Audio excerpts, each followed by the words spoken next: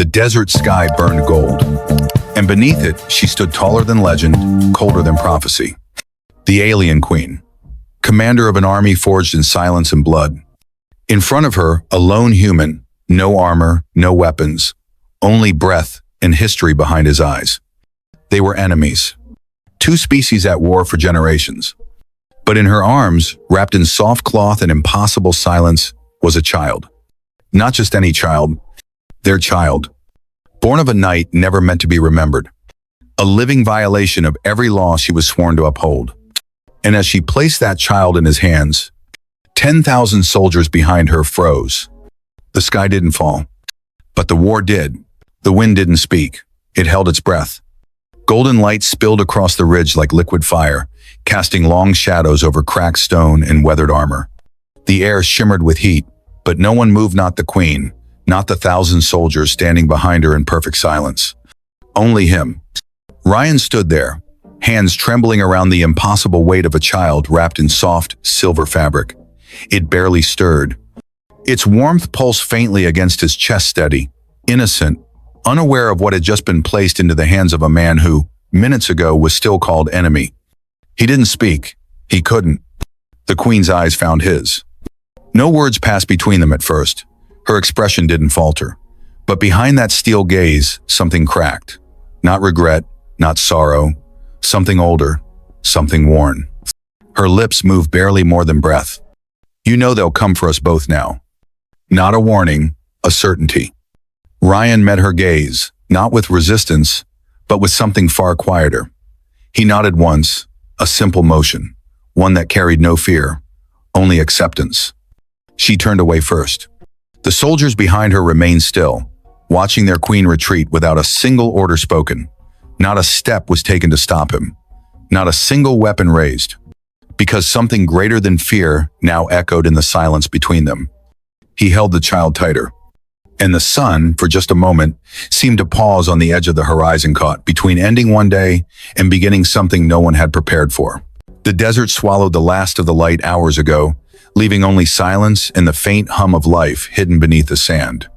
Tucked deep into the earth, the cavern flickered with dim bioluminescences, oft blue veins trailing across stone like veins under translucent skin.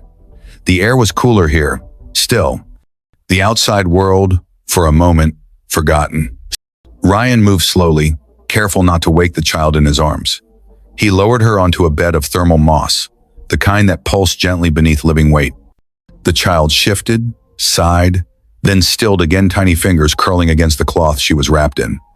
Across the chamber, the queen stood silent.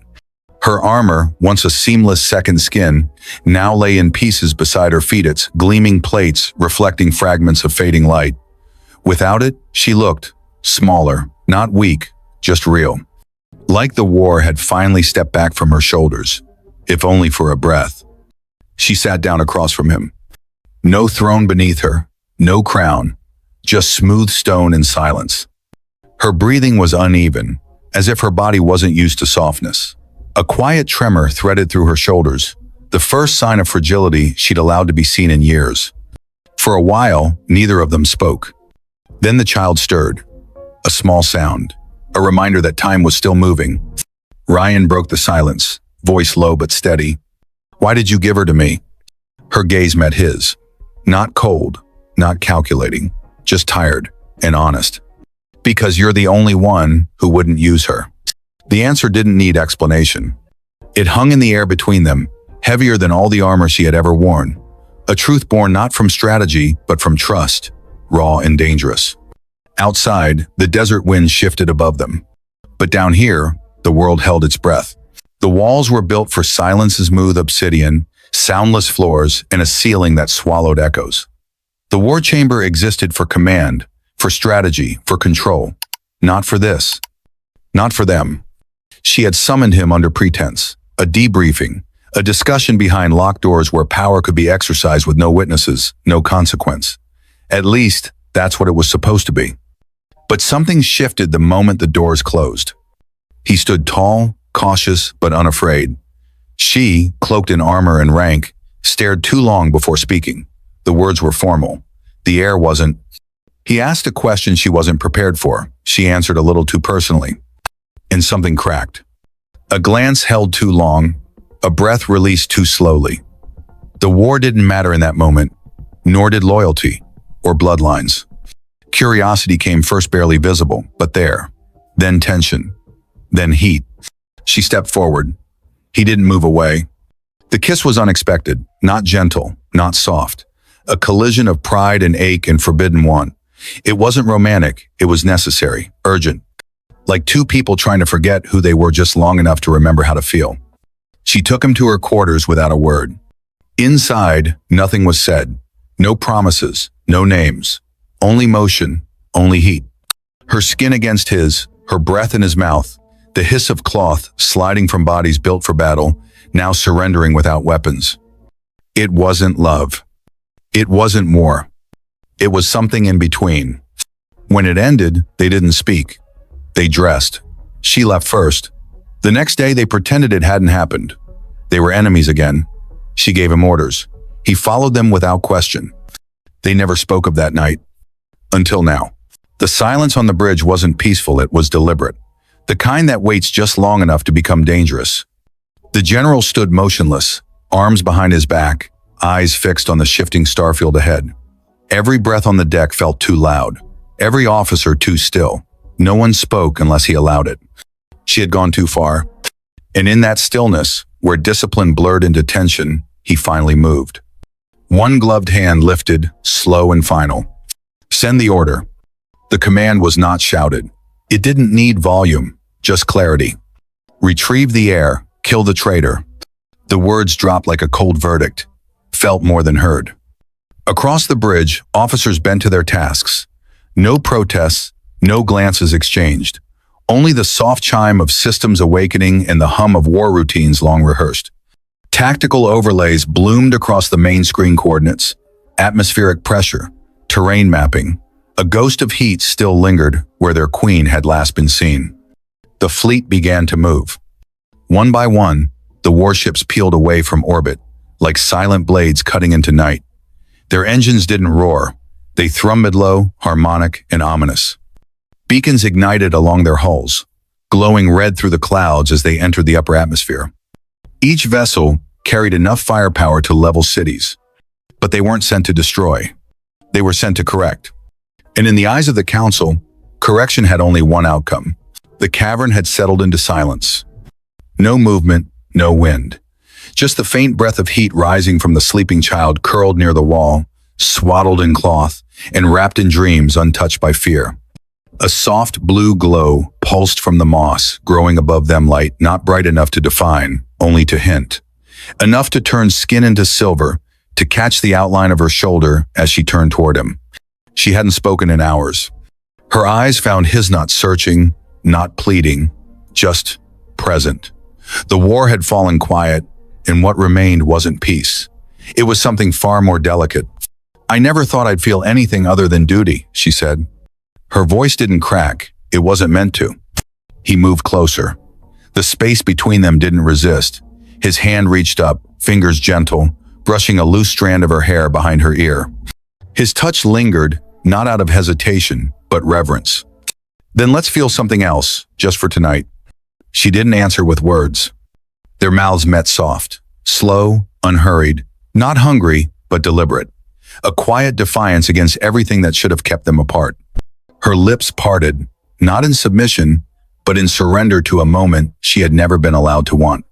She leaned into him, her skin bare where armor had once covered. And as his hands traced the contours of her form, they weren't claiming, they were remembering. Remembering softness, warmth, vulnerability, all the things war had burned away. They lay down together without ceremony. The light dimmed further until only shadows moved. Two bodies intertwined, slipping into silence, breath into breath, as if for one night, the universe had forgotten to punish them for wanting each other. The first light of dawn hadn't yet touched the canyon floor when the sky broke open. No warning, no sound before the rupture, just a flash, then thunder. The ceiling above the cavern cracked like bone under pressure. Fractures split through stone, raining dust and debris, as silence was shattered by the scream of forced entry.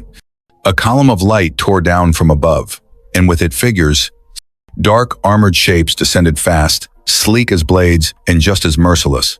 Not scouts, not diplomats. Strike team. Ryan moved before he could think, instincts taking the lead.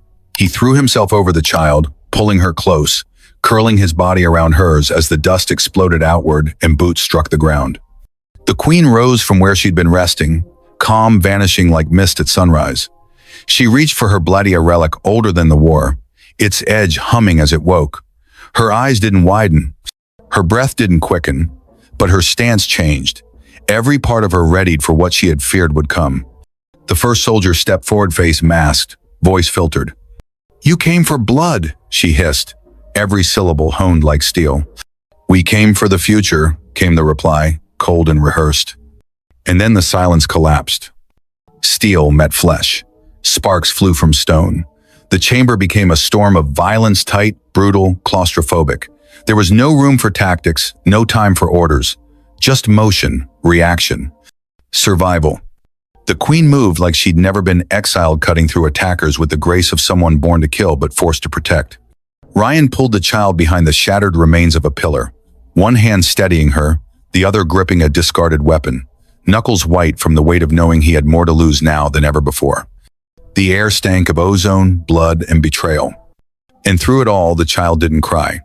She simply stared with wide, silent eyes, sat a world deciding what she was worth. The alarms were distant, now muffled through layers of stone and steel, but their urgency still crawled beneath the skin. The corridor stretched in front of them, narrow, dimly lit, lined with seams that pulsed faintly with exit protocols already primed. The shuttle waited just beyond the sealed arch engines, humming low, like a heartbeat bracing for impact. She held the child against her chest, one last time. Ryan stood beside her, dirt smeared across his jaw, a shallow cut bleeding at his temple, but his focus never left her. Not even for a second. He knew what this place was, what this moment meant.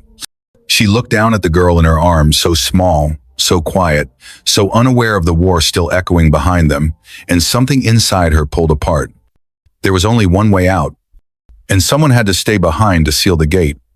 Her steps were steady, not hesitant, just heavy with knowing. She handed him the child. Their hands touched, and in that single transfer, skin against skin, warmth meeting warmth more, passed between them than any vow ever spoken aloud. He opened his mouth to protest. "Number."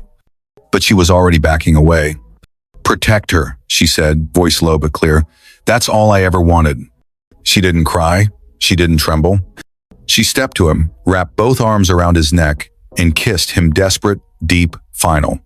A goodbye pressed into the hollow between breath and certainty. His hands gripped her arms. He tried to stop her. She pulled back. Then, without looking back, she turned and closed the door. It sealed with a hiss that cut deeper than sound. On the other side, Ryan stood frozen. The child stirred in his arms, and somewhere deep within the ship, the gate began to lock. Behind them, her shadow faded into the light, and she never looked away. The engines whispered beneath Himlo and Stedjas, the shuttle lifted from the ridge. Inside the cockpit, Ryan held the child close, her weight resting against his chest, her breath warm and slow, unaware of the fire unraveling behind them. The sky ahead was dark, untouched, wide enough to hold everything he didn't yet know how to carry. But he didn't look forward. He looked back.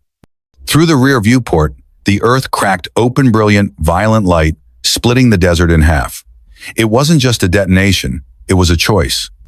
The gateway collapsed inward, imploding like breath pulled into a closing throat. Metal, stone, memory all swallowed in a silent flash. Then gone. The cavern. The passage. Her. The force of it trembled through the hall, but Ryan didn't flinch. His fingers only tightened around the child's blanket. There was no sound. Only her voice echoing in the quiet between stars.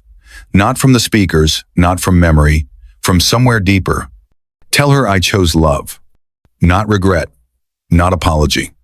Just truth. His eyes burned, but he didn't blink. He watched until the glow dimmed, until the smoke became shadow, until nothing remained but sky. Behind him, a future had ended. In his arms, another had begun. The sky above her was quiet, two moons suspended in stillness, their light soft and pale like distant memory. She stood alone on the ridge. The wind combed gently through the tall grass, brushing against her boots, whispering secrets through the stalks. Her figure was steady, though the world around her breathed like it wasn't sure she was real. The blade in her hand caught the moonlight, its edge dulled not by time, but reverence. Alien runes carved along its surface pulsed faintly, as if remembering something even she hadn't been told. Behind her, Ryan stood older now. The years hadn't made him fragile, only quieter. He didn't speak until she turned the blade over, studying it like it might answer a question she hadn't yet asked. "She left this for you," he said softly. The girl looked up, not at him, but through him, past him, towards something farther than horizon, deeper than sky. Her eyes glowed, just faintly, a hue not of earth, not fully. A breath passed between them. Then I'll make sure her war was the last. There was no music, no declaration, just the wind. And the way she stood, not like a soldier, not like a queen, but something in between. The kind of stillness that happens when a legacy stops being a story and becomes a promise. The stars had shifted. The council grounds were no longer the cold, polished throne of judgment they once were. Nature had begun to reclaim the stone. Vines threaded gently through the cracks in marble. The light that fell here now was softer, refracted through crystal, not for glory but remembrance. At the center stood a statue. Not towering, not grand, just present, solid, silent, impossible to ignore. The queen. Her stance wasn't regal, it was maternal. Barefoot, robed not in war plate but in something simpler, something real. Her head bowed just slightly, not in submission, but in grace. In her arms a child, cradled gently, her hand curved over its back, as though shielding it from a world that had once rejected its right to exist. The sculptor hadn't polished her face smooth. They'd left the lines, the tension at the corners of her eyes, the curve of her mouth caught between strength and softness. It made her feel alive. Below, etched into the stone, a single inscription. Peace was not won by armies, but by those who dared to create life in the middle of war. No names, no dates, just truth. The wind moved around the statue like it knew her. And the silence that followed wasn't empty. It was earned. She was born a queen, sworn to uphold the laws of a broken empire. He was trained to fight her, kind taught that love was weakness. And yet, in the quiet between wars, they chose something neither side was ready to face. A child. A life. A future that didn't belong to one world, but to both. Together, they defied bloodlines, orders, even death. She gave him her child not to escape the war, but to end it. And when history tried to erase her, her daughter remembered. You've just witnessed a story not of victory but of sacrifice, not of conquest but of connection. If this moved you, if it made you wonder what else the galaxy is hiding, stay with us. Because out here, love is rebellion. And the stars? They never stop whispering.